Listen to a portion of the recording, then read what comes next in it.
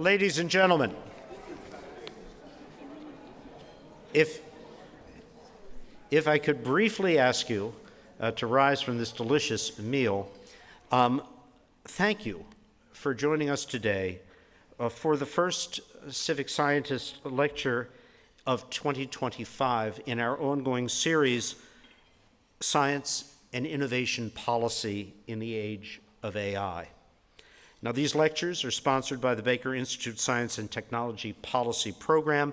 Their purpose is to increase the engagement of scientists and engineers with society, with you, with the community, to expand public knowledge and interest in science. Always an important goal, perhaps never more so than now. My thanks to Dr. Kirsten Matthews, Director of the Science and Technology Policy Program, to Dr. Neil Lane, our Senior Fellow, Dr. Kenny Evans, a scholar, and Kaylee Waldrip, the Program Manager, for all of their work in putting together what promises to be an extremely interesting discussion this afternoon. Now, our keynote speaker, Darío Gil, is Senior Vice President and Director of Research at IBM, where he leads innovation strategies in AI, quantum computing, and exploratory science. He heads the technical community of IBM and is responsible for the company's intellectual property strategy and business. Dr. Gil has been nominated by the President, congratulations, to serve as Undersecretary for Science and Innovation, quite appropriate, at the Department of Energy. And he is currently chair of the National Science Board, which oversees the National Science Foundation. A strong advocate of collaborative research, he co-chairs the MIT IBM Watson AI Lab of chess fame. He also co-chairs the executive board of the International Science Reserve, a global network of open scientific communities that provide specialized resources to help prepare for and assist in mitigation of urgent, complex global challenges. Again, with thanks for your attendance and support for the Institute and its work, please welcome Dr. Gil.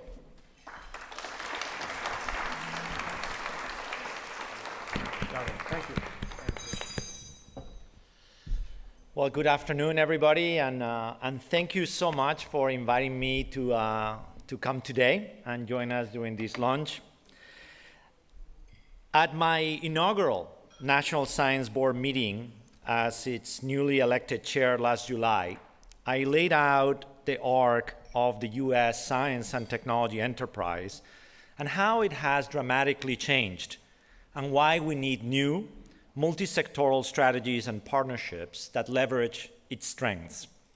And we are, of course, living through a period of rapid and large-scale change that is impacting all federal agencies and the research supported by the federal government. And I can tell you that at NSF and as a board, advancing the progress of science and delivering the benefits from research continue to be our North Star as we navigate through these developments. Today, I would like to focus my remarks on the evolution of the science and technology enterprise that led to the U.S. innovation leadership, key changes in the science and technology landscape, and why we need multi-sectoral strategies. And then I look forward to our dialogue and to learn from all of you. I'll begin with the significant trends that have been altering the landscape for the last several decades. Let's start by going back to 1945.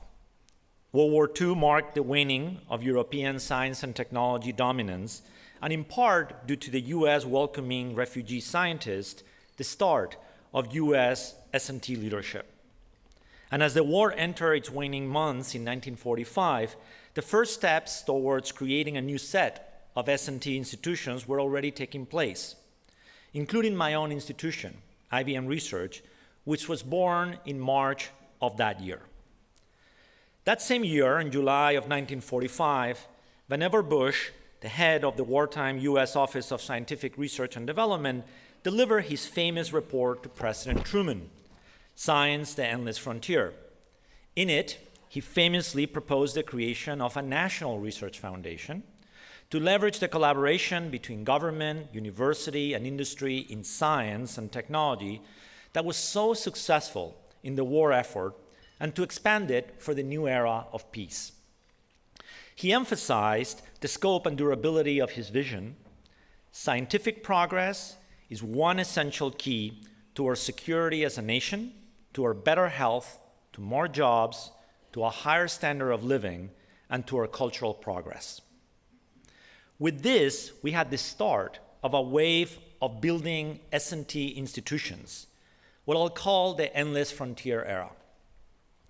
It emerged from the belief that science was a fundamental tool for ensuring the nation's security, welfare, health, and prosperity. President Truman officially signed the National Science Foundation Act in 1950. NSF was a new institutional model. While earlier federal government S&T investments and institutions had focused on specific topics and specific areas, NSF would support fundamental research across all non-medical fields. The truth is that over the endless frontier era, we have developed our own mythologies about science and innovation, about how it works, about who does science, about who supports what components of the work. We have a mental model of science that starts with government funding basic research at colleges and universities and transitions into industry for the final stages of development, even though there have always been feedback loops and funding loops between and across sectors. And we tell a story about Bush's science, the endless frontier, that suggests that it was embraced more readily, consistently, and fully than it actually was. For 5 years, Congress debated Bush's vision of a national research foundation with total independence and a broad scope. Meanwhile, the world was moving fast. NIH added its extramural grant program, the Navy created the Office of Naval Research, and developed partnerships with universities.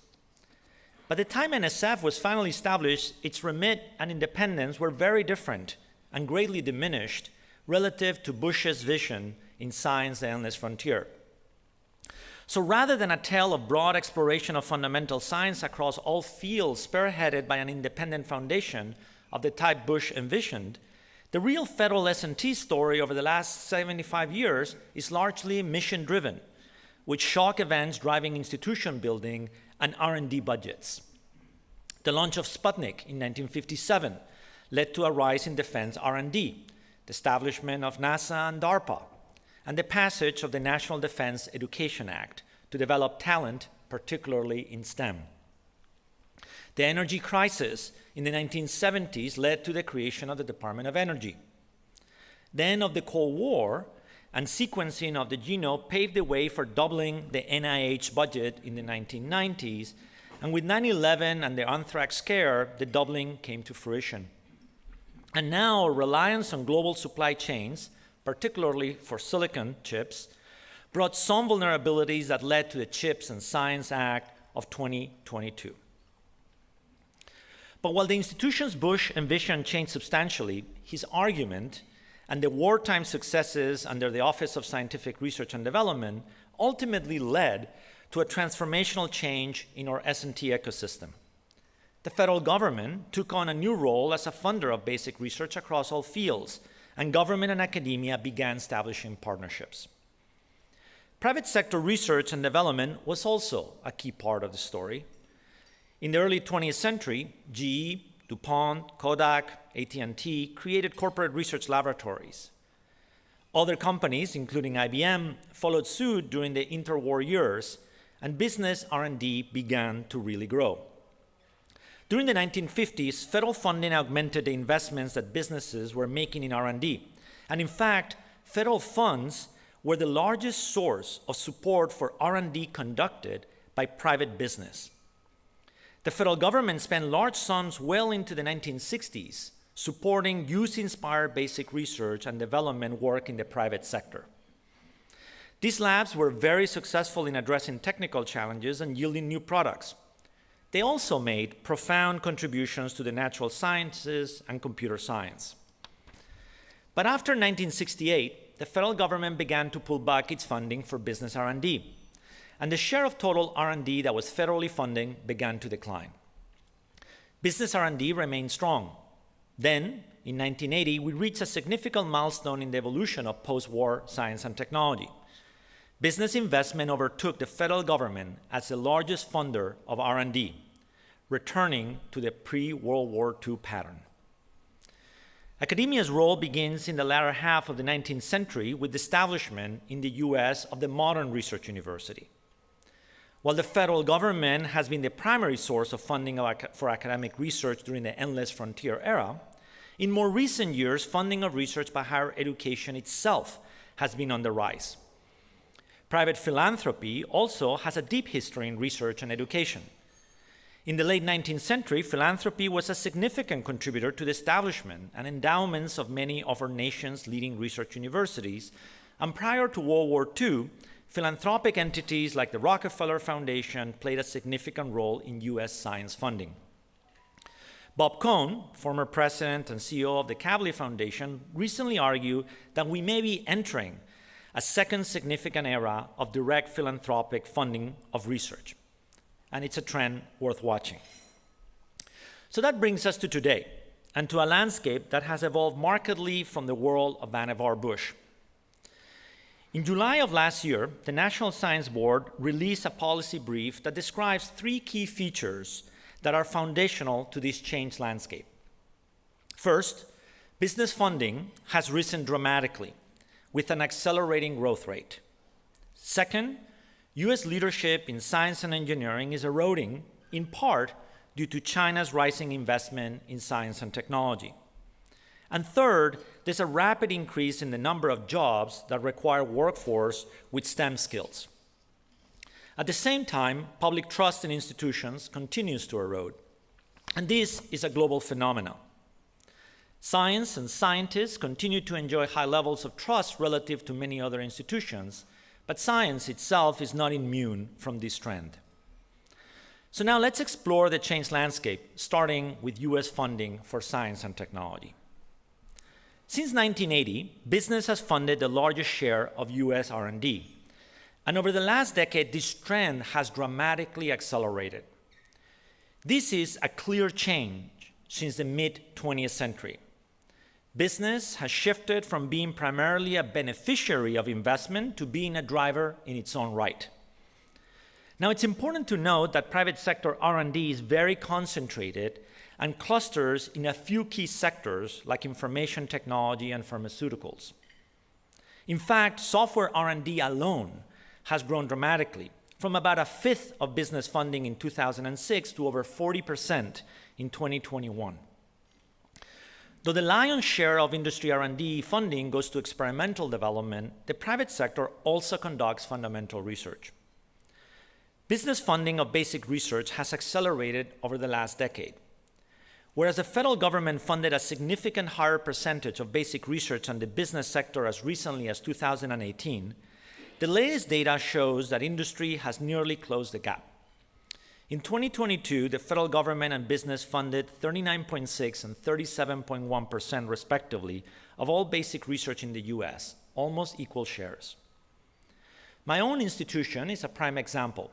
In mathematics, IBM contributed algorithms and models that are used nearly everywhere, from matrix multiplication algorithms to universal hashing, Mandelbrot fractals, and the modern genetic version of the fast Fourier transform algorithm. And more recently, in quantum information sciences, IBM invented quantum teleportation, built the first quantum computer in the cloud for anybody to use, and brought the first fully integrated quantum computer to the world, one that could be deployed outside the confines of our labs. We should celebrate the contributions of business R&D, which drove US R&D to 3.5% of GDP in 2021. But we should also be clear that business R&D is not a substitute for federal R&D. The two are complementary. The business sector has long relied on the federal government to make the crucial initial bets on new ideas across all scientific fields.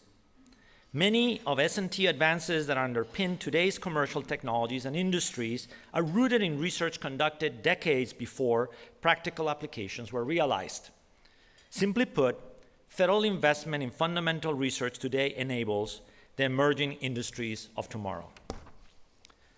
One consequence of the success of US science and technology over the last 75 years is that science and technology now have the same kind of economic and geopolitical importance as trade or military alliances. It is now a major playing field for economic and defense competition. Which brings me to the second feature of the changed landscape. China is our biggest competitor, but is also one of our biggest collaborators. The rise of China's prominence in S&T began with sustained increased funding in R&D at levels that eclipsed those of the EU around a decade ago. Those investments are now bearing fruit. For the last decade, with each release of our Science and Engineering Indicators report, the National Science Board has sounded the alarm as the US lead has eroded on more and more global S&E metrics. China has now surpassed us in research publications, patents, in knowledge and technology intensive manufacturing, and now for the first time, China is awarding more PhDs in science and engineering than the United States.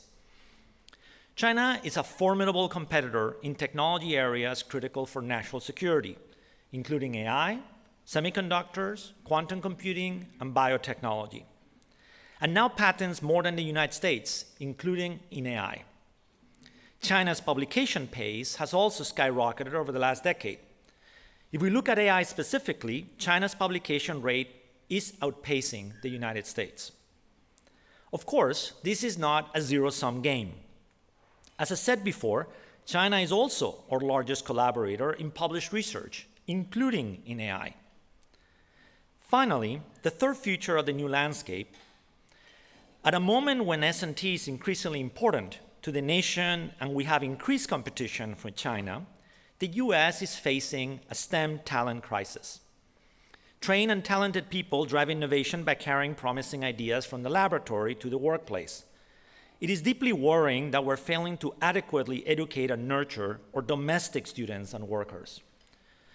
Among advanced economies, US K-12 students have long been merely middle of the pack in STEM performance. But now data from 2022 showed that the little gains that the US students made in mathematics proficiency in the last 20 years were erased during the pandemic.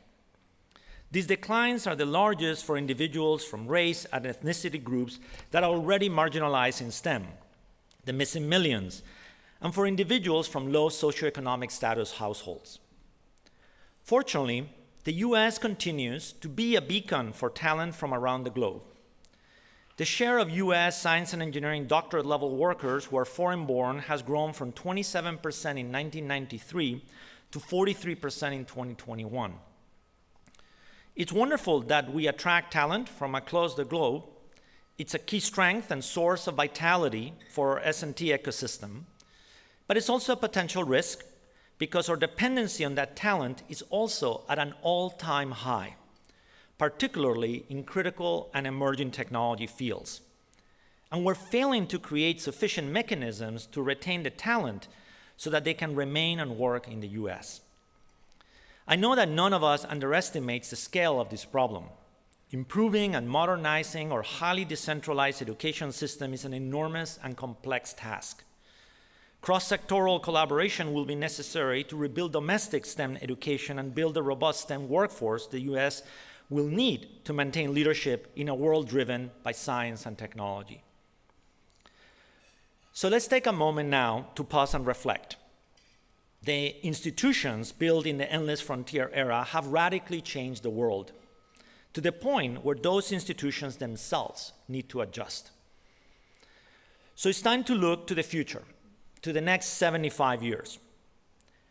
One clear implication of the current landscape is the elevated geopolitical importance of science and technology. Science and technology are now indispensable pillars of our nation's hard and soft power, of our national security, and of our national prosperity. The success of the S&T endeavor both in the US and globally has been such that science and technology are the new currency of power. This is a new paradigm and a game changer. It will affect what research we prioritize, by who and how that research is pursued and funded, how and with whom we collaborate, and the rules, ethics, and laws that govern the playing field. And it affects what it will take for the US to be a global leader. Not coincidentally, there are a lot of new restrictions, export controls, research security reporting requirements, and all that. It impacts our time and our conduct of research, so as practitioners, we have to adapt to this new reality while working to ensure that the new models and policies are designed thoughtfully and fairly to preserve the openness of scientific inquiry that we know is essential to progress. While our institutions race to perform cutting-edge research and technology development, we also should not lose sight of what Americans want and need from science and technology to make their everyday lives better. And we should not assume that we know what better looks like.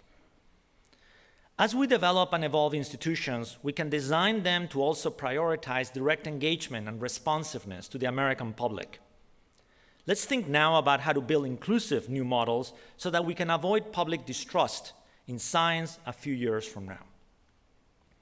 In this century, scientific advancement, economic competitiveness, and national security are inextricably linked, and there are more S&T players along so many more dimensions: nations, sectors, demographic, and geographic backgrounds. Now we need to build and educate together and improve our models and institutions, or design new ones so that our ecosystem, and especially the federal components, can move at the speed of science and innovation and deliver societal benefits from research that all Americans need and want. And we have our work cut out for us. I will highlight AI as a field in which we have major opportunity that demands a cross-sectoral approach. It's a technology that's going to affect all fields and intersect with every part of the economy, including science and how science is done. But here's the reality. For AI, the only part of the ecosystem that's healthy, with the infrastructure and talent required to push the limits, is the business sector. Even our very best universities have a structural problem. They can't reproduce the results or truly push the frontiers. They simply don't have the necessary compute power, among other things. This moment calls for creativity. We have the potential for investments from a variety of sources: a potential AI Act, the National Artificial Intelligence Research Resource, state action, and a great deal of activity in business. But we don't know how to connect these pieces and coordinate them to achieve common goals and ensure that we're safeguarding the public interest. Unless we have the equivalent of what's being done in semiconductors, with stacked investments and clearly defined strategies, we're going to have a serious problem with adverse impacts on our economic competitiveness and our national security. And while the federal government leadership is indispensable, it cannot single-handedly solve this problem. The future success of our R&D ecosystem will depend on our ability to quickly coordinate and align our S&T activities across sectors and keep pace with the speed of scientific and technological advances. We need to develop tools within each. I think this got disconnected. Hello? No good, huh? Can't hear. I don't know. Okay, here you go. Thank you. We need to develop tools within each federal agency that will enable this cross-sectoral R&D collaboration. NSF's Directorate for Talent Innovation, for Technology Innovation and Partnerships, or TIP, is an example of this. It aims to drive regional innovation, bring new participants to the table, and sustain connections across sectors. This is the kind of a new model that can leverage federal investments to complement activities and research in the private sector.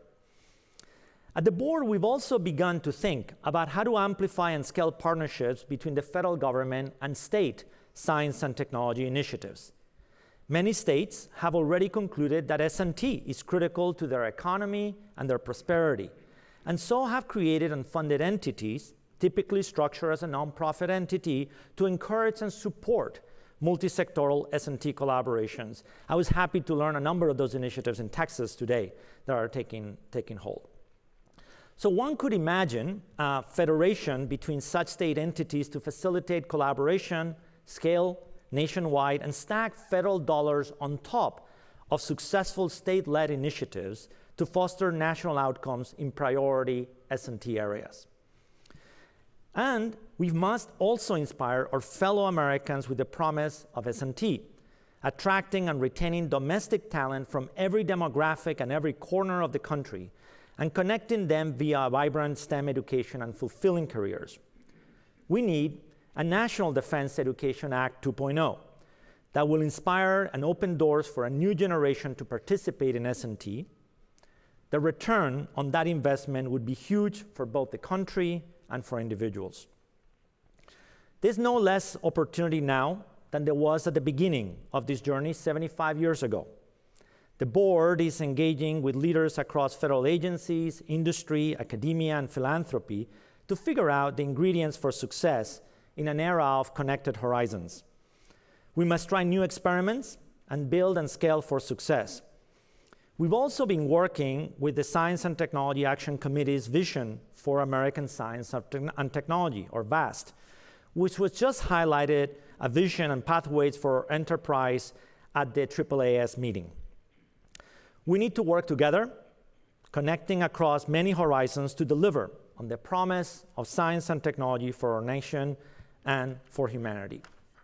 And thank you again for inviting me today, and I very much look forward to the discussion. Thank you.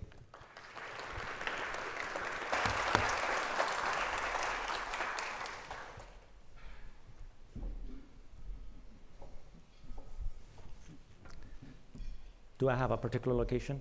Thank you, Darío. Yeah, thank you. Thank you very much. So, am I on? Does anybody care?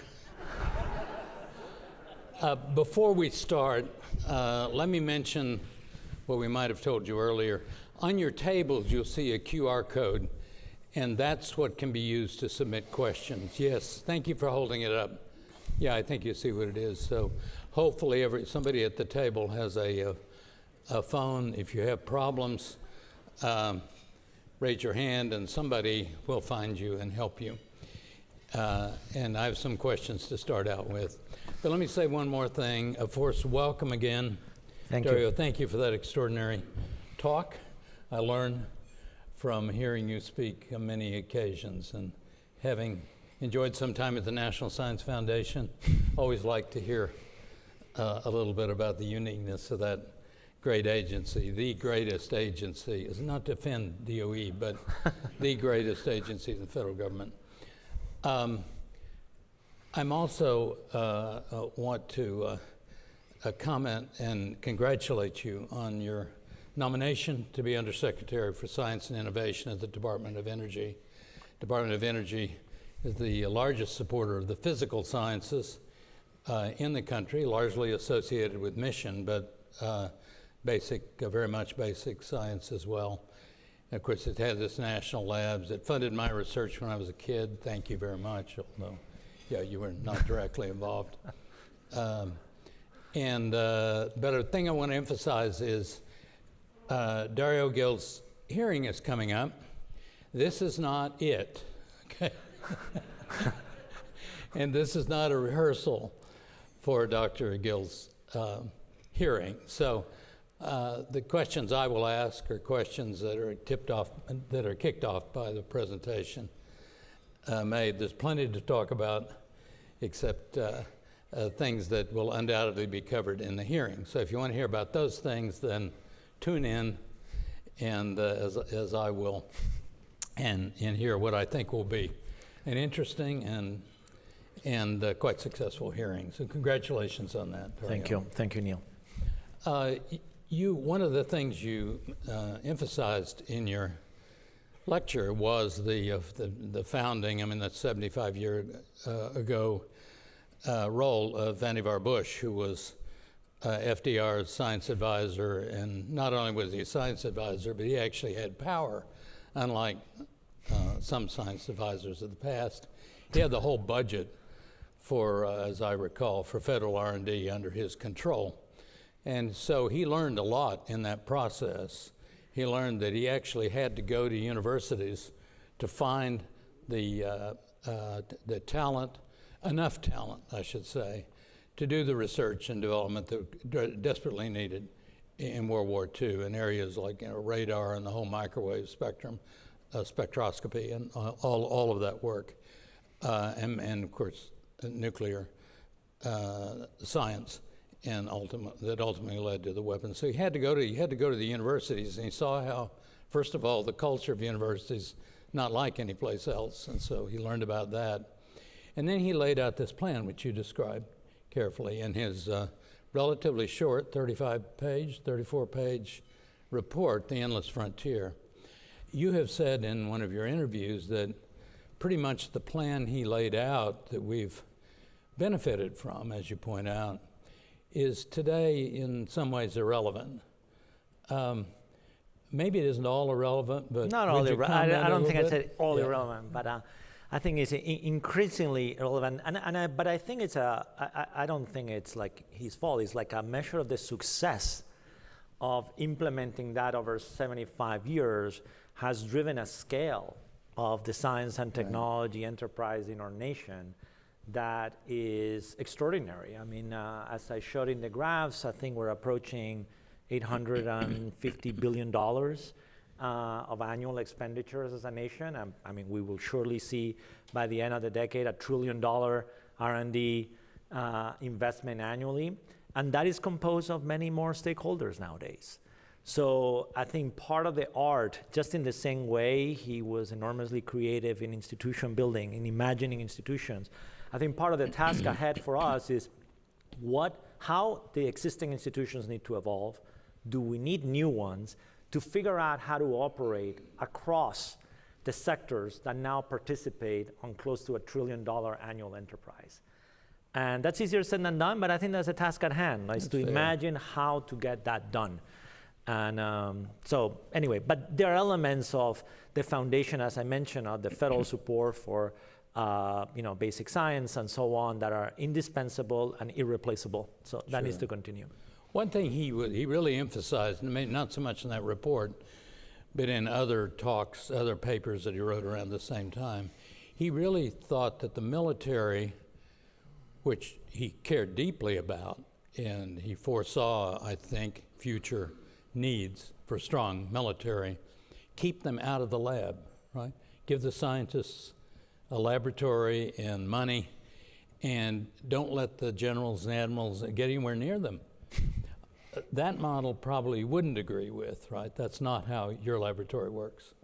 Well, I think, but I think the strength of it is we just have so many diverse type of institutions. You have mission-driven institutions where the mission is everything.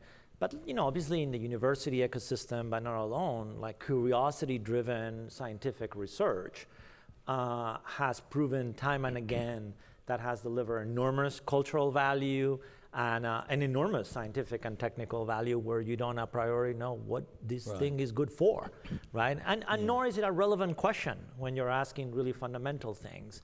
I think that's a wonderful strength. You and I are both on a task force that issued a report called something like Vision for American Science and Technology, right? And much of what you talked about here is reflected, I think, in that report. But could you say a word about that report? I mean, why it came about and where it's headed? Why is it different from hundreds of other reports? Yeah, and I'd love to get your opinion on that as well, since you are, you know so much of the history on all of this as well. I think, it came together through a broad coalition of leaders representing all of the sectors, right? And I think it was an acknowledgement of this thesis too, of this changed landscape, that like we are operating in a different environment than the past, and that therefore it was timely and important to put forth a set of recommendations on how to operate in that world, right? And I think the recommendations are divided into, three core pieces around that. One of them has to do with this topic of how do we improve the efficiency of the existing investments, right? And there's lots of things that we can do to incentivize investments in R&D across all sectors. How do we reduce burden and regulations and the coordination across sectors? So there was an element that has to do with how do we make the existing sort of enterprise better and more efficient and more effective. There was a second element that has to do with the talent piece, right, and the Yeah, workforce, we'll talk about that. which again, I made a sort of a big deal in my remarks in the board. I know probably we are all in agreement. It's an area of a lot of concern, honestly. I think if I see what is the biggest challenge and more existential challenge we have is that one, right? So there's a broad set of recommendations of what it would take for us to renew our commitment. The idea that we put forth as sort of a time for a National Defense Education Act 2.0 version of it, what is the contemporary version of that, of renewing the commitment to ourselves as Americans and, and science and technology is really important. And third is basically to also sustain the commitment of investing in core science and technology priorities, in the federal government and beyond, particularly highlighting some areas of broad consensus as indispensable to our national security and health, including semiconductors, AI, quantum, biotechnology, and energy. Like there's a favorite short list that a lot of people have, but that we need to have coordinated investments and sustained investments to make sure that America leads and is successful in all of those areas. But I would love to get, you've been involved on it, you're putting me on the spot on being involved on it, but you've been involved in it since the beginning on that project, so I'll get your take as well. That's not fair, I get to ask the questions. No, I have the same feeling. I mean, the one thing I would point to as new, I think new in this report, and you spoke to it already, you anticipated it in your talk, is we failed to give proper attention to the geographical opportunities across the whole nation to participate in science and technology. And a lot of reasons for that we all understand, but it's real and it's hurting us. I think that we haven't, in fact, found out how to engage people across the country in this endeavor that's actually very enjoyable, but also extremely important to the country. So I think that I agreed with that. I thought that was a good thrust. I would say, as a member of the committee, it's a short report, and it doesn't actually get into the weeds. It doesn't. It says what we need to do. It doesn't really say quite how to do it, and usually reports don't, because either they get it wrong, because they really don't know enough about the people writing the report don't know enough about what's really going on the ground in a particular location, or it turns everybody off because it says, okay, we know best exactly what ought to be done, rather than saying you know best, and we're just giving you our view of, in general, what we think ought to really happen. But just on that issue of states, geography, how do you think we can, in fact, engage states, cities, locales, where there might not be a real center of science and technology? Most states have a university, but they vary considerably in how much attention they can really give to science, especially science that costs a lot of money. Companies are spread across the country also, but what do we need to do to encourage more interaction at the state level and the local level? That there are obvious things we are trying. I'm actually very excited about this thread, about what's happening in the States. And I'll just give an example, and I'd love to learn more from you what's happening in Texas. But I'll give the example of New York, of what happened there. So about 20 years ago, there was an initiative that got started by the state with the creation of an entity called NY Creates, New York Creates. And the idea was that the state would be directly involved in partnering with, in this case, the business sector, to focus investments in advanced semiconductors. Okay, so, long story, I won't go into the details of how that came about. But suffice it to say is that across many governors, across sort of many different legislatures, there has been a sustained investment supported by New York taxpayers and with a huge amount of leverage from the business sector in New York to create a facility called Albany Nanotech that now has over $20 billion of cumulative investments that have taken over those 20 years. And it's become like, the R&D hub for advanced semiconductors in the nation. And the only other equivalent thing in the world is what takes place in Belgium in a place called IMEC around that. So, and it was done with state money, and like the state only did capital, so the buildings, equipment, and so on, all operating expenses, research investment were done with the private sector. And if you fast forward to it, as a consequence of that, we have now seen the largest investments in the history of New York State, right, of a very advanced semiconductor fabs coming in with Micron, with commitments over $100 billion of capital investments, and factories going out there, with Micron and others. And so it's been a very successful story in terms of return to the taxpayer, an appetite for continued investment. But it was all linked around jobs and economic development. So it was like conclusion of science and technology is going to be a driver of economic activity, of employment, and we need to mobilize the resources of the state. Federal dollars, to the extent that they've come in, are very modest and only came in the last few years. And I look at what's happening in Illinois. In Illinois, Governor Pritzker speaks himself as the quantum governor, right?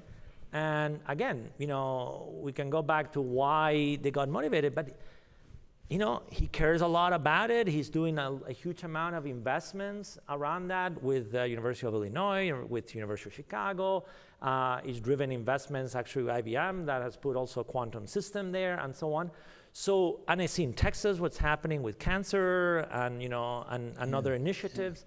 So I see this as a growing trend that I think governors and states are seeing that science and technology makes a huge difference to their quality of life and to their future. And I think that this will be very positive, and to me will be very interesting, would be what would it take to leverage those investments and allow, what I refer to maybe not very elegantly as the stacking of dollars, right? Is if there is state money, if there's federal money, if there's philanthropy, how do we facilitate dollars to stack up to do things that are more ambitious and to take advantage of initiatives that are working well? And so not everything has to be, for example, one speech I give also talking to in the National Science Foundation is not every initiative has to be started by us. If the state is doing something magnificent, if there's a coalition around that, it aligns with the initiative we have, maybe the answer is, how can my differential dollar make you go twice as fast? But you started it. I'm joining what you started, as opposed to you have to join what I start. And I think if we learn how to be ambidextrous, that we're somewhat agnostic as to who starts great ideas or great collaborations, and we're saying, okay, sometimes we started, sometimes you started, I don't care. Either way, I know how to do it. I think we would be very well served. Let me take a chance then and ask you a related question. You mentioned initiative. Some of us worked very hard during the Clinton days to initiate the National Nanotechnology Initiative. You were nano early in your career. That's my field, at IBM, right? That's your field. And in a way, that was initiative started by the federal government, and then was a presidential initiative. On the other hand, the reason it was successful was because there was already investments and work going on in industry. Right. So it was a really good example, I think, of, I've always called it a grassroots initiative, because I think the reason Congress bought it in the end and the president liked the idea was because in a way we'd already proven that this was going to be a good investment by the people who'd already bought in. But let me ask you, we started that initiative, I recommended to the president $500 million, and he said, nah, $495. So, okay. So that's the negotiation in the White House. Yes, Mr. President, $495 will do it. The Congress actually appropriated $422, which was a pretty good percentage as things go. Did it make a difference? I mean, you were already going in nanotechnology in the private sector. No, I mean, it made a difference because one of the things that it does, in addition to the funding, which makes a difference, it's a signaling mechanism also, that this is important, right? So it allows, I remember I was in grad school at MIT, I was doing at the nanostructures laboratory. So actually that was a big boost, when that was happening. There was like, hey, these investments that we're making in here are important.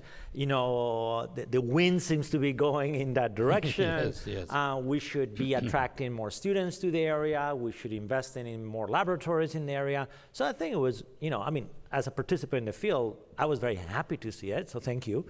And, you're welcome. and to see that happening.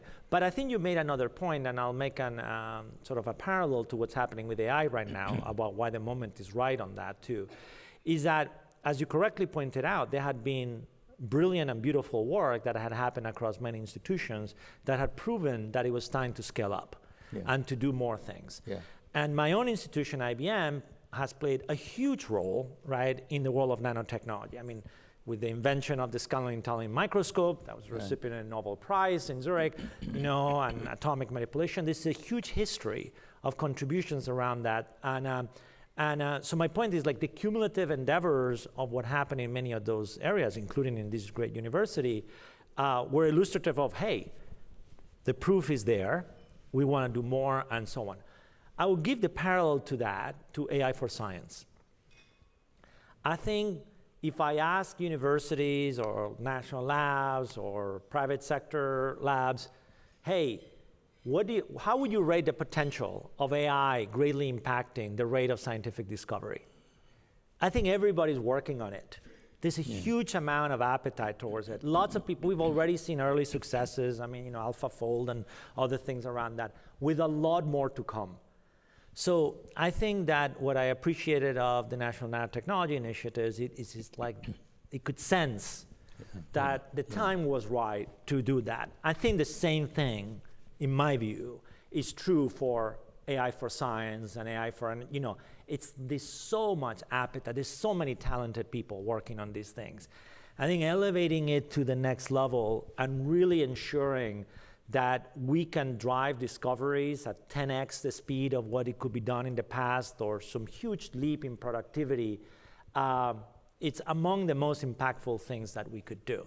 So I give a lot of credit to NNI for, the sense of timing, and then using a tool, right, which is a national initiative, to sort of be a catalyst to a community that is ready to be energized, right? Well, of course, the credit for the president's initiative is the president, right? And he loved it. He says, nanotechnology is my tiny little initiative. And I said, it's tiny, but it'll cost you $500 million. And so, okay, $495. You've talked about the importance of scientists, engineers, technology professors, getting out with the public, engaging the public. Seems to me that's been a problem from a very long time ago, and that maybe there has been improvement, and that seems to be more of that going on. What do we need? I mean, why is it so important? Well, because there's two things. I mean, because science and technology, the success of our very endeavor is touching their lives more and more, right? And it's touching every aspect of, current and future aspects of, their health, their employment, opportunities, whether kids should study. I mean, the single most commonly asked question that I get from people is like, what should my kids study? What should we do? And so it's in there, and I think engaging and lowering the level of fear, right, that is present with many of these technologies, not that they don't generate anxiety, I acknowledge it, but I think being plain spoken and being able to explain what is happening, who is involved in creating it, why should we have trust in institutions, in certain institutions, to look after the direction, and why we need a huge diversity of institutions to reflect the complexity of our society. All of those are important. But I'll add another dimension of who speaks for science. So I have been a big advocate of having different sectors also speak on behalf of each other's sectors. So for example, I think that even if you are defending or trying to support Congress to sustain or increase investments in science and technology for universities, when that argument is carried out by leaders in business or national security leaders, it carries a different weight than when university presidents or VPRs carry that message. Why? Because it's kind of self-serving. It's give me more money. So, but but that goes both ways too, right? It also means acknowledging that the business sector carries very important R&D work, and that maybe when there's time to do tax incentives for R&D around that, that's a good thing for the S&T ecosystem. So one of the things I've been passionate about, and I try to role model it, right, by saying I spend a lot of time defending and trying to support the broad ecosystem, and speaking also supporting universities and so on, and why that is important, is that we gotta learn about the entire story of science and technology, not just a slice of the story. And the more we're comfortable representing and speaking of the entire story, I think the more effective we can be. That's also part of communication, right? Because who carries the message is like maybe 80% of the message, right? Well, that's not going so well. We in the academic side often say, you're not doing basic research. Oh, we're doing basic research. Right? NSF funds basic research. Industry funds research because it's important to their mission.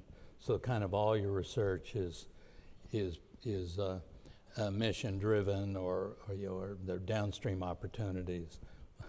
I think we need a different kind of a narrative, and now maybe private sector could help as well. I mean, it needs to come from both sides to try to part of it is just lack of understanding. I mean, those of us that haven't worked in industry have no idea. But I mean, it's a tough message for me to hear. I know we've talked about it. Yes. It's like, I'm the director of IBM Research, right? And 80 years we've had a research institution, right? We probably published over 100,000 peer-reviewed papers, 6 Nobel Prize, it's like, and then if you get said, like, you don't do research, and you're like, okay. And, it's like, I don't even know how to respond to it, right? It's like, but I think we just need to transcend it. Like, it's just not, I don't know that it's a particularly productive discussion, right? Keep talking about it's like, why are we making, it's like saying, let me put it in a different context. Today, a lot of great research, and significant endeavors require a team.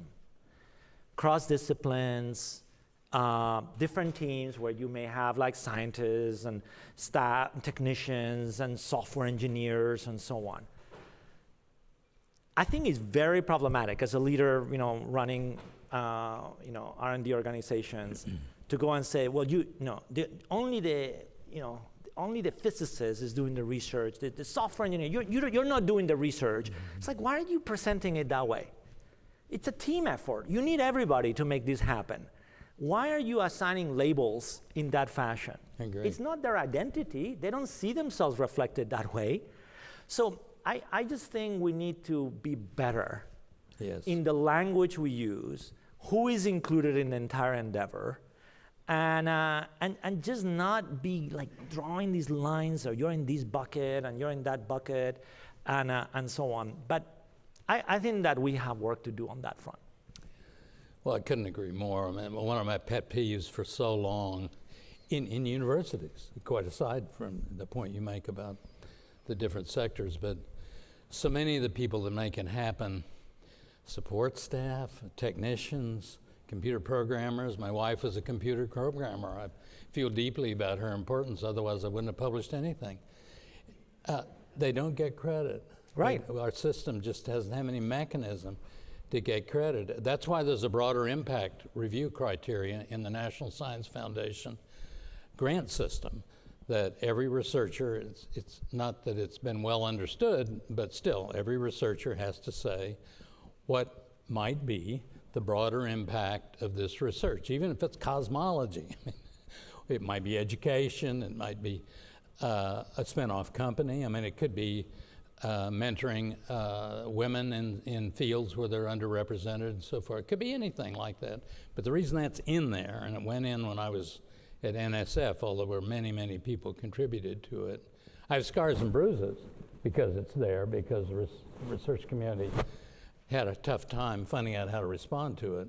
But the reason it's in there is to try to provide a mechanism where the proposer of the research, the researcher, the PI, principal investigator, can say more to the reviewer and the agency about what that research might do more broadly. And that doesn't necessarily give credit to a computer programmer, but it's in that direction. I once tried to get a support person co-authored on a paper. I couldn't do it. Physical review, they wouldn't do it. The person didn't have a Ph.D. Stupid. But that makes no sense, right? Yeah, I agree. I mean, yeah. I think that makes no sense, and it's just plain wrong, right? But let me say also on the point on the mission, if you look at the NSF Act, the very creation of the Act did not just say, right, curiosity-driven science, even though it's a huge element of the story. There was an element of mission. Oh, yeah. The element was for health and economic prosperity and our security. Defense of the country, defense including. Yeah, defense, but like in the founding of the Act. Yeah. So it's not like this is something that like now is being discussed and added later. It's been there since the very beginning of it. And I do not think they're at odds. Again, I'll give you an example in IBM. Like when you spoke at the time when they created the STM. Rohr and Binning around that, they were doing fundamental work. There were physicists around that. You say, okay, IBM was involved in semiconductors. We had a lot of physicists and material scientists, and surface science was really important.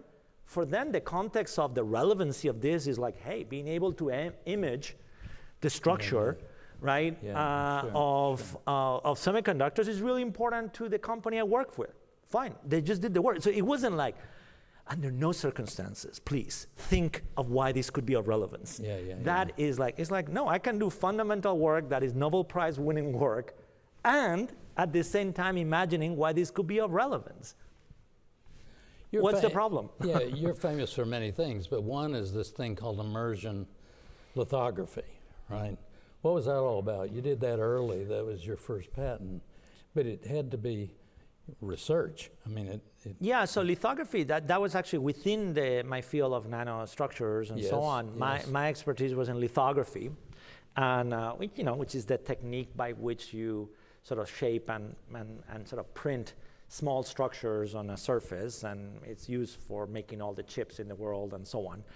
And the story of lithography is what's driven, a huge part of it is what's driven Moore's law, right? Because it is what's called the density scaling part of the equation, right? That every few years, the number of transistors that you can print per unit area roughly doubles, and then when you double the number of transistors, you kind of like double the compute power, loosely speaking.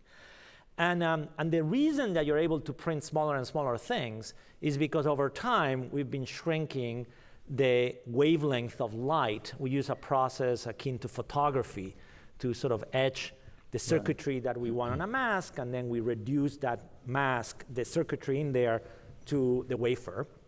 And as you shrink the wavelength of light, you basically have the equivalent of a sharper pencil, right? Like you can define finer and finer features.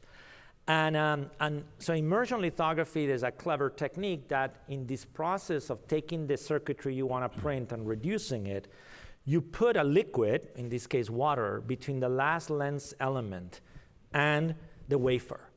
And by doing that, because water has a higher index of refraction than air, you get to have a numerical aperture that can be greater than water. Numerical aperture is a sort of like the maximum angle with which you can bend light. And the bigger the numerical aperture, the smaller the feature you can print. So it was a clever idea to be able to put this liquid, and now you have to put water on top of the wafer while you're printing it at like very high speed. But that enabled a whole new, many generations of advanced semiconductors and scaling. Actually, many liquids have a higher refractive index than that. That's right. Did you try sulfuric acid? It's not so good for the process, but maybe that could be the Neil process. Should have figured it out. What does IBM, what should companies in general, what role should they play in education? It's a clear, huge challenge for the United States. It's talked about all the time. Given the strength of the business sector and sophistication, technology, so forth, is there a larger role, or is industry already doing a lot? What would you I say? mean, it's doing a lot by very often by necessity, right? So in terms of workforce development, I mean, we all know, right, that like even if you come out of whatever level of education that you have pursued, the sort of span or duration where your knowledge, of the field that you're active drops in half is like, I don't know, ever shrinking, 3 years, 5 years, Yeah. whatever. So so you gotta have in a mode where you're continuously, acquiring skills and pursuing your education. And the businesses have to play a big role and within their own employees continue to invest in that element. So that already happens a lot. We play a very active role also through internship programs and apprenticeship programs. I think that that's really important.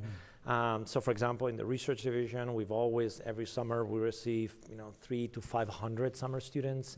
So a large number of them that come and spend time with us. And for us, it's very important also as a method of recruitment, right? But These also are university students, I'm sorry. University students, Okay. yeah, Okay. around that we do as an example.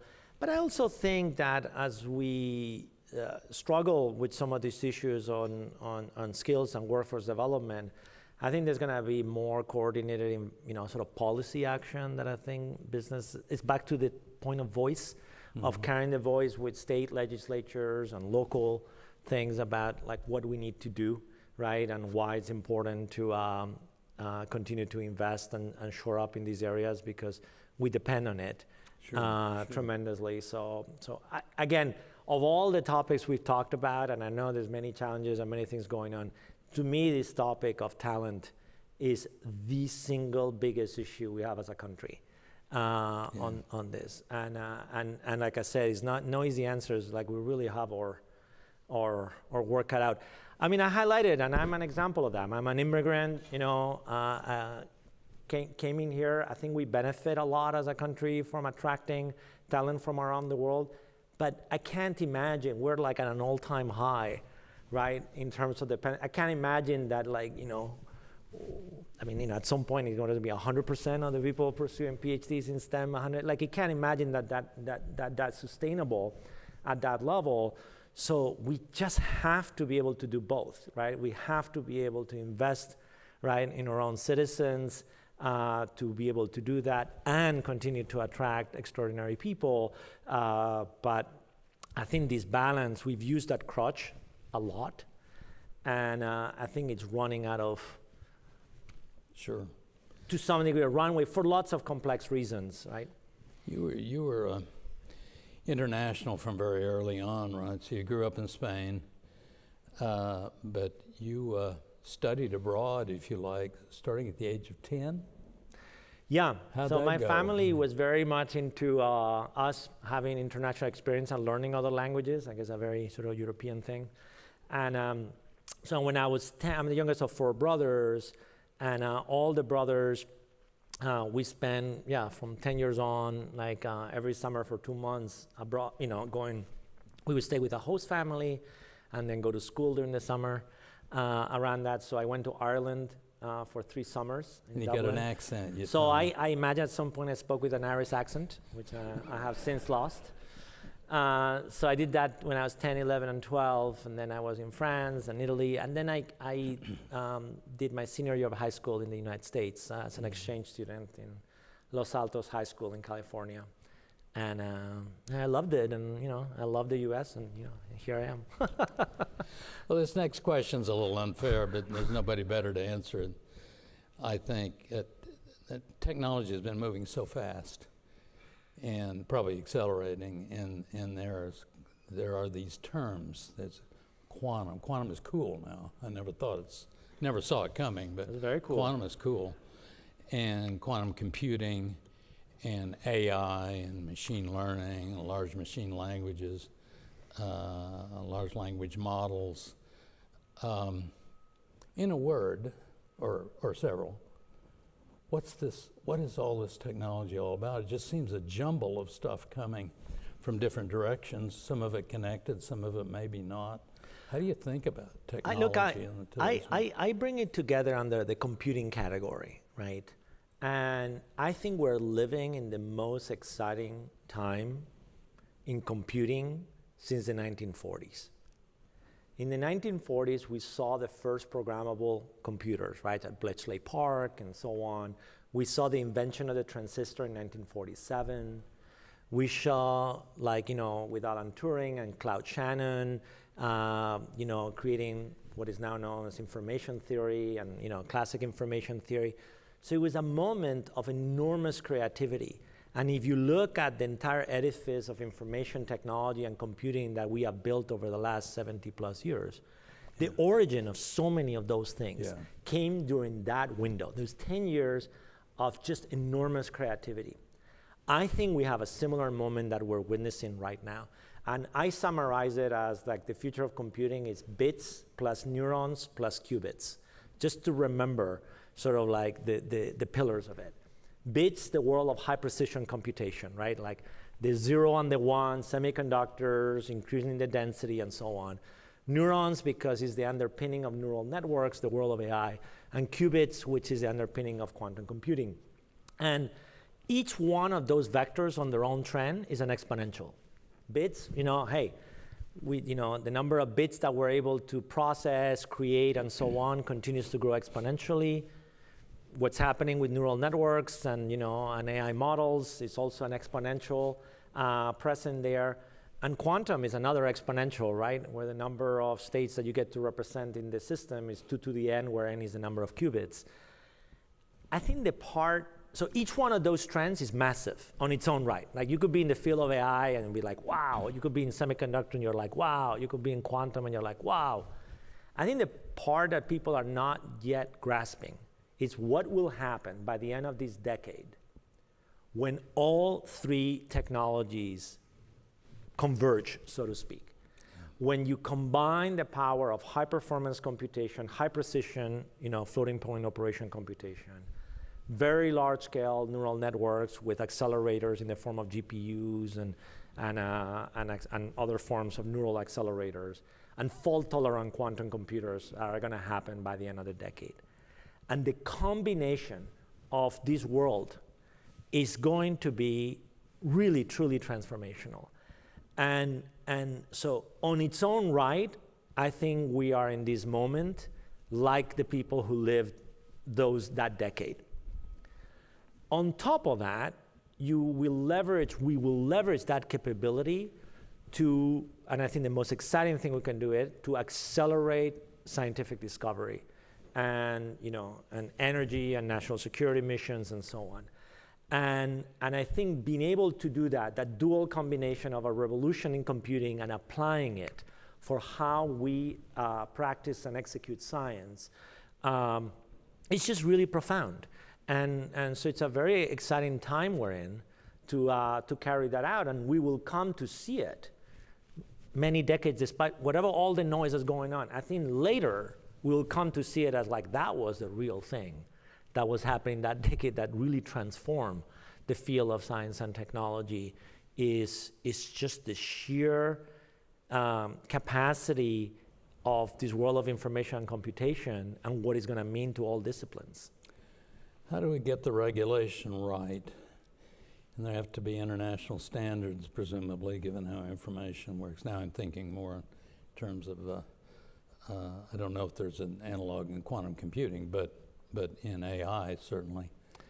Yeah, I think in this area, it's back to the success of these endeavors and the success and the importance of what is unfolding means that it's what I was saying, it's been elevated to the same level of importance as trade or military alliances and so on. So it just could not be more important.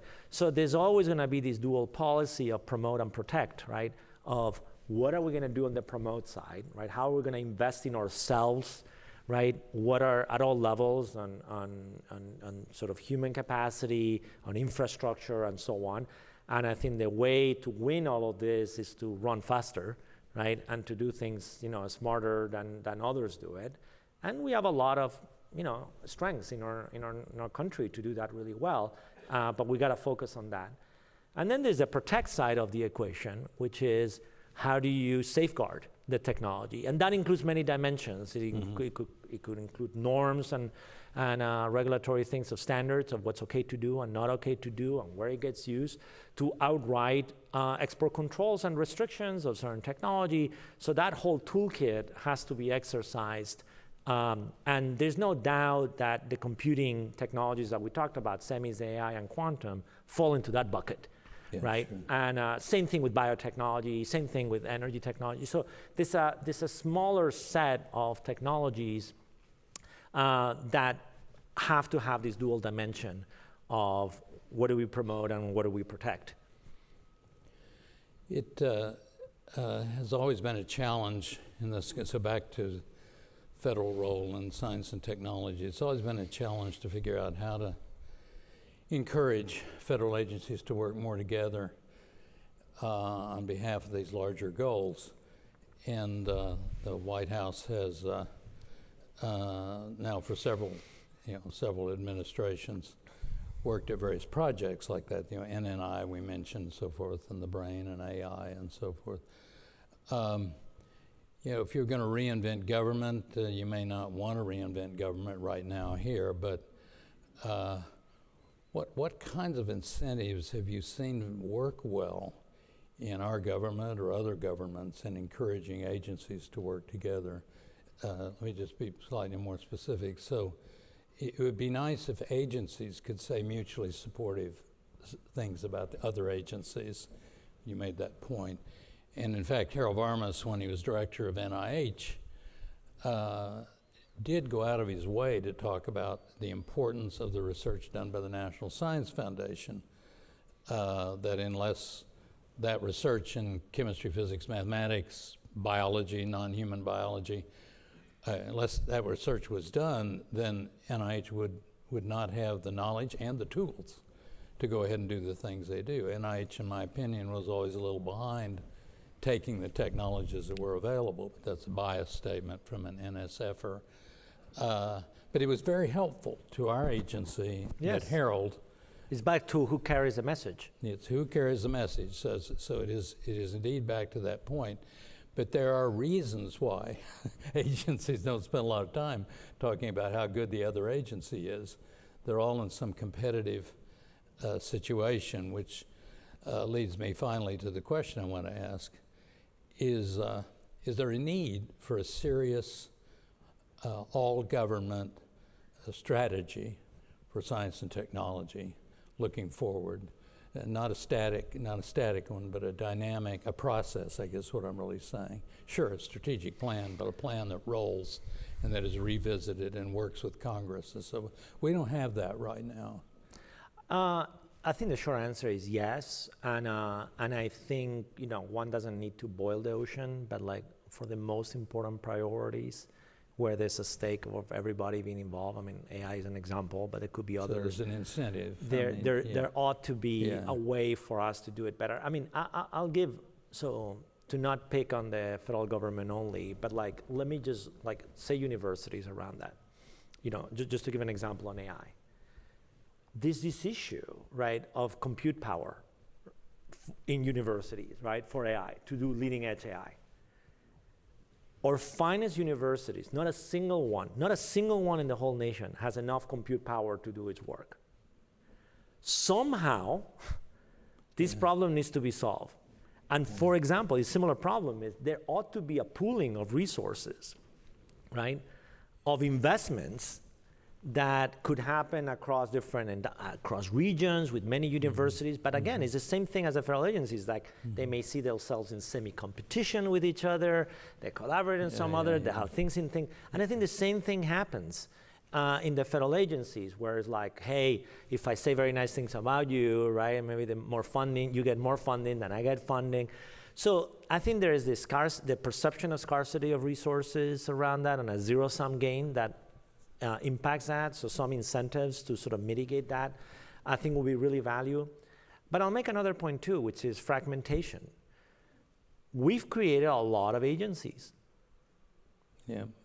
Right? So, I mean, that may be true for something. It's like, at some point, it's like, we also want the right number with the right level of resources to be very effective in their mission. And every time, we go and we create another one, do you end up in a situation where all of them are underfunded, or stressed out because we have so many? I think those are trade-offs that I think everybody who's run institution, I speak in IBM Research, sometimes you can be in a situation, it's like you're trying to do too many things and everybody's always starving. It's like, maybe we should do fewer things, better funded. Yeah. But that's tough to make the choice, because whoever you tell them is like, you're on the short end of the stick on this, they are very unhappy about it. But that's what leadership is about, right? That's it's right. Like making choices. And so anyway, it's not a simple answer, but I do think that super fragmentation with under resources, it's a huge problem. In fact, I'll give you a contrast with Europe, a strength of the United States compared to Europe. One of the things they always ask me when I go there is like, what's the difference of your experience of, I've always worked here, but nonetheless, I've had a lot of experience collaborating in Europe around the science and technology ecosystem in the United States and Europe. It's not talent. They have great talent in Europe. A lot of smart people, great universities, and so on. It's not the list of technologies. Everybody has the same list, right, of what you're supposed to work on. It's not that there's not an initiative on everything. Everybody has initiatives on everything. I think the biggest difference has to do with scale. The United States is able to do things at scale at every phase of sort of the maturity curve in ways that does not happen in Europe.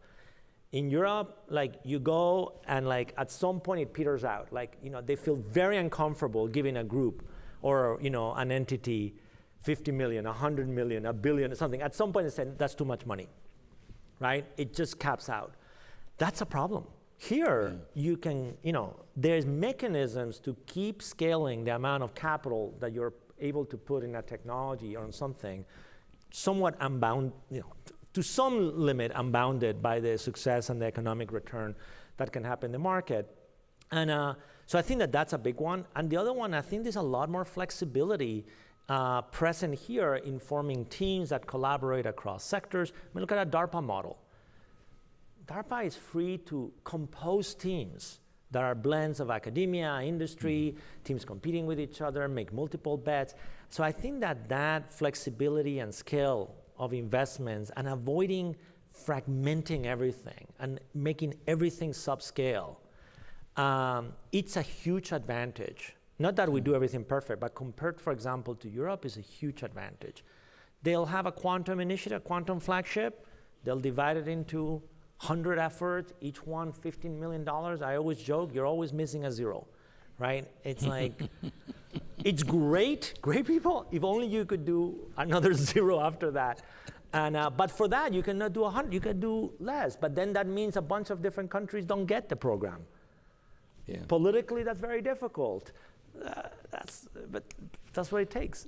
I mean, one thing that has happened in science in Europe is CERN. Yeah, but that's a scale. That's a good example. Scale, right? It's of course around a machine, and right. and then get that's a good the success. Incentive. Mm-hmm. Yeah, but are there other examples? Or are there other areas where it's possible that I think it's been limited. I mean, Draghi. I don't know if you've all read Draghi's report, that he put out. It's really interesting around that. I mean, again, say more about it. So Mario Draghi, who was a former governor of the European Central Bank, widely credited for saving the euro, and former prime minister in Italy, and so on, a very respected figure, right, in European sort of politics. And he put a report relatively recent around the competitiveness of Europe and what it would take around that, and it's really worth reading. But at its heart is this sort of productivity and innovation gap that they see vis-a-vis the United States, as an example, right? I mean, since the euro got introduced 20 years later, European economy is about the third of the size, relative in comparison to the United States. And driven by many things, but like energy policies, but innovation and science and technology is a huge part of the equation. And some of the elements of it on the scale is like, there's not a single integrated capital market, right? The venture capital sort of environment is much less scale and mature, right? That takes place in the United States.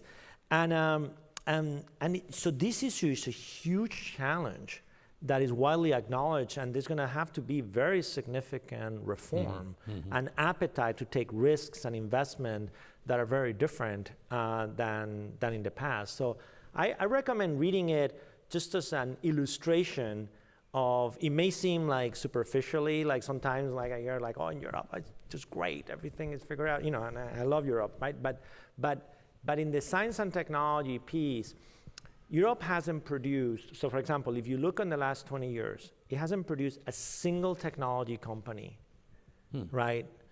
That, I mean, certainly not a single technology company in Europe exists that is over $1 trillion, right? But in the technology field, a relevant technology company, it hasn't been produced. While here in the United States, there's been a huge sort of, I mean, we can name so many, right, that have been created over the last 20 years. There's enough time there as a policy, if you're a policymaker, that you look back and you say, something is not right. It's not because we don't have the talent, it's not a market, but something here is not right. And that's an issue, right? So it's not enough to have a world-class university ecosystem around that. It's an indispensable element. But Europe is proof that it's not enough. You need more than that, right? And I actually think we're blessed in our country that we have a lot of strengths on that. That if you ask Europe to switch, it's like, would you switch places on that front around that?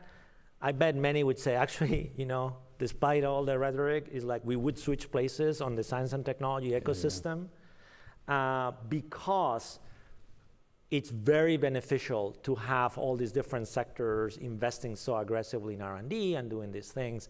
And I think we got to preserve it and enhance it, but it is a key competitive advantage compared to other places in the world. Well, I really want to thank you. We didn't get to everybody's questions, but I know you're on a schedule. It was a real, and just a privilege and pleasure to have you here. Hope you'll come back often. Wish you the very best with Thank your you, hearing. Neil. Thank you. And your work in government. Thank you. Thank you. Thank you. And thank all of you for coming. We really always happy to see you. Keep in touch. Come again.